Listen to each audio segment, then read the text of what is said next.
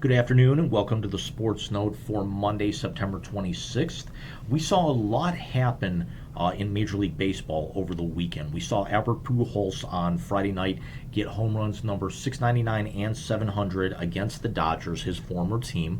And now that monkey's off his back and the Cardinals can focus in locking up the National League Central Division, which they were right on the verge of doing. We saw the Cleveland Guardians yesterday after the Chicago White Sox had lost to the Detroit Tigers. We saw the Guardians go out and finish off a three-game sweep of the Texas Rangers on the road with a 10-4 win. And we also had the Seattle Mariners playoff chances take a little bit of a hit and get things a little bit dicier than they would like.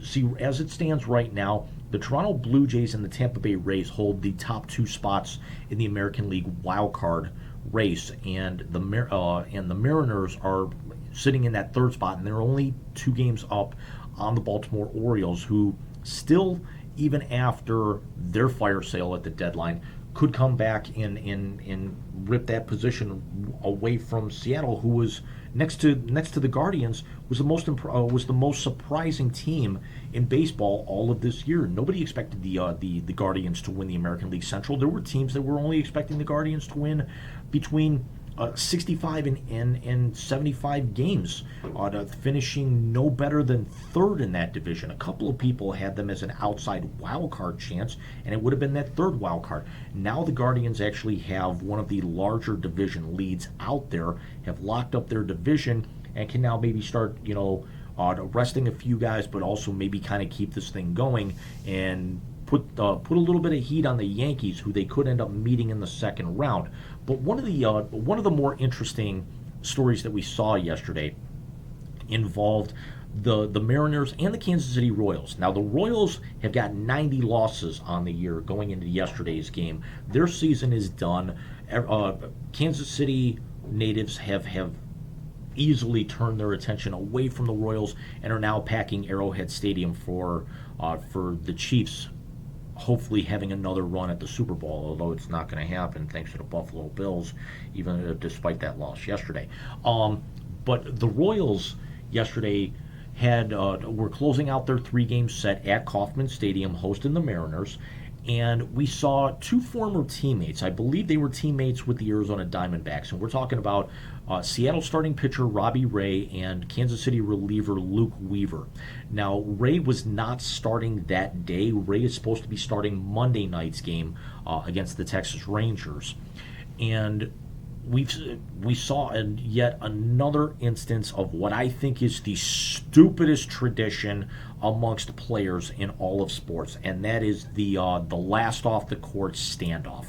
In basketball, some guys don't leave the floor just yet, even after the pregame warm-ups to join their club. In hockey, so one guy will actually stay with his foot on the ice, or both guys will actually stay on there. The problem is sometimes in the NHL, to be able to get to the dressing room, you have to go to the door that the Zamboni comes out of, which actually impedes the progress. Because they actually the teams come out for the pregame skate, then they leave the ice, the Zamboni has to resurface, then the players come back out for a very, very quick warm-up, and then you have the national anthem and then the puck drop. You don't really get it in the NFL because players are actually so disciplined to where when pregame practices are over, they head straight to the locker room. The playing surface is immensely larger, so you can't really keep track of, all 53 guys on the opposing squad being completely out of the arena, so to speak. But you certainly get it in baseball. Now, after the national anthem concluded, we had Ray and Weaver standing there in front of their respective dugouts. I believe Weaver was in the third base dugout, which I believe is the home dugout at Kauffman Stadium, and Ray was on the edge of the grass in the first base dugout, still with hand over heart, with their caps in their hands. Weaver was wearing long sleeves, and then camera started picking up on Ray, where he was actually being sprayed with sunscreen by teammates. He was given towels. He was even given like one of those hammer-like shoulder massager things I believe Weaver was really only given water at one point. And then the Royals had taken the field. You saw the first few warm-up tosses.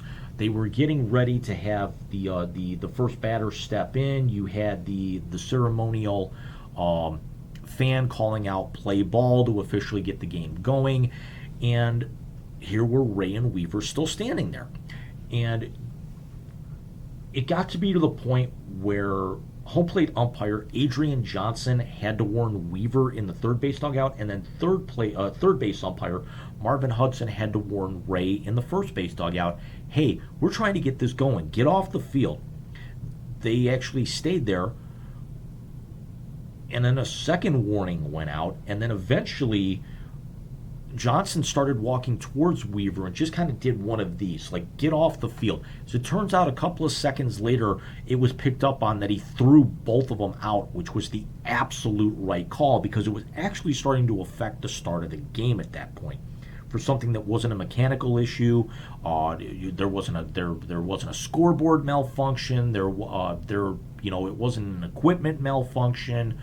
It wasn't an injury type issue. It was just two guys deciding to be, children and, interrupting the start of the game. Now, if guys actually, if former teammates, or if you want to have that kind of good rapport, even with the opposition, go out and buy them a beer afterwards, shake hands before or after the game, meet up with them and everything, talk to them at first base, say a couple of words in between halves of an inning, but this is the stupidest interaction or fiasco, staring contest. Sorry, this is not a family podcast. Dick measuring contest, or tomfoolery.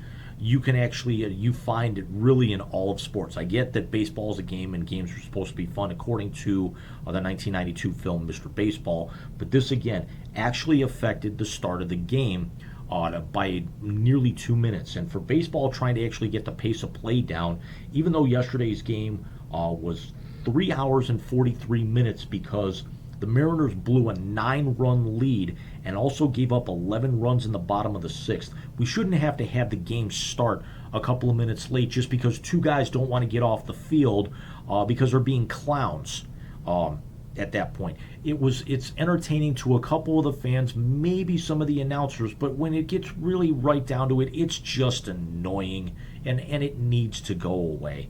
So let me know what you guys think down in the comment box below. The Wise Guy Sports Show was our most recent episode was up on Saturday. It was literally put together on a shoestring. Mike messaged me late Thursday night during the Browns game, which he was watching, which he did not watch, but I did, saying, hey, you want to do a show? And we literally put a show together in 36 hours.